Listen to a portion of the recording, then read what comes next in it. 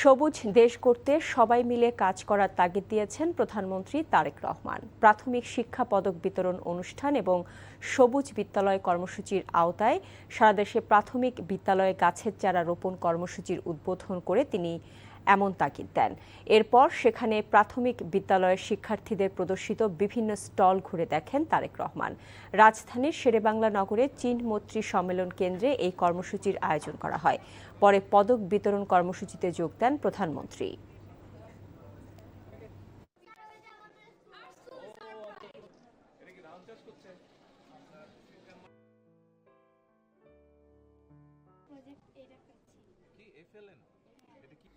আমার সোনার বাংলা, আমি তোমায় ভালোবাসি।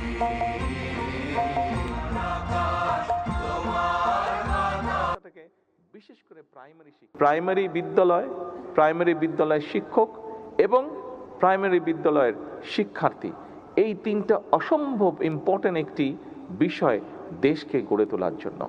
যেমন শিক্ষকদের পাশে এসে আমাদেরকে দাঁড়াতে হবে। আমরা জানি শিক্ষকদের কিছু সমস্যা আছে তাদের, সেটি আমরা চেষ্টা করছি সেই সমস্যাগুলোকে অ্যাড্রেস করতে।